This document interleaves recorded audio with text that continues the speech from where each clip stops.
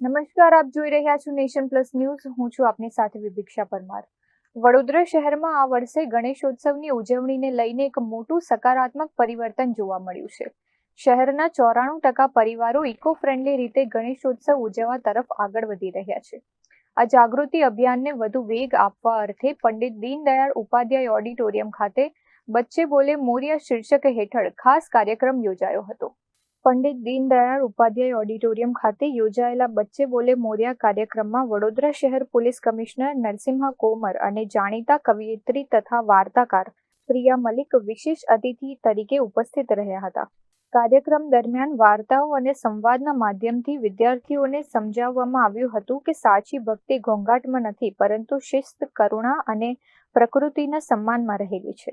आज का ये जो कार्यक्रम है ये इको फ्रेंडली गणपति के बारे में हुआ है और हम सब महाराष्ट्र में, गुजरात में जब भी गणपति का सीज़न आता है हम सब बहुत एक्साइटेड होते हैं, बहुत खुश होते हैं, बहुत हर्षोल्लास होता है।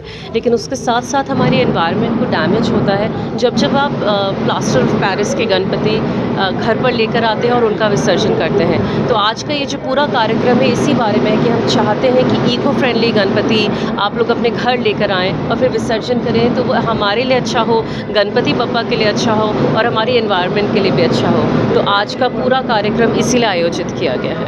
बच्चे बोले मोरिया एक छात्र संसदનું ઇનિશિયેટિવ છે જેમાં ઇકો ફ્રેન્ડલી ગણેશજીની મૂર્તિ સ્થાપના કરવા માટેનો એક પ્રયાસ થઈ રહ્યો છે.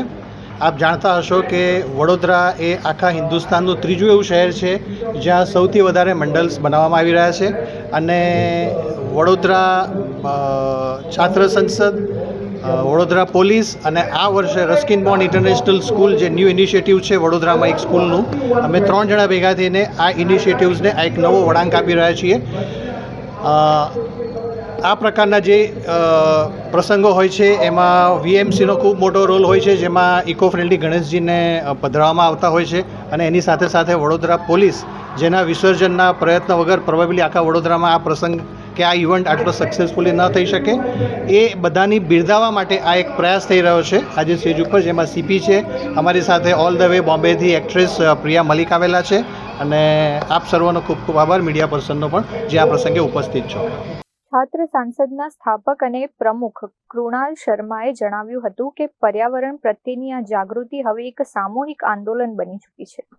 કાર્યક્રમના અંતે હજારો વિદ્યાર્થીઓએ એક સાથે સંકલ્પ લીધો હતો કે તેઓ ગણેશોત્સવ શ્રદ્ધાપૂર્વક ઉજવશે, ધ્વનિ પ્રદૂષણ ઘટાડશે, આસપાસનો વિસ્તાર સ્વચ્છ રાખશે અને પોતાના ઘરે તેમજ સમાજમાં ઇકો ફ્રેન્ડલી ગણેશોત્સવ ઉજવવાનો સંદેશો પહોંચાડી વડોદરા પોલીસ તથા તંત્રને સહયોગ આપશે.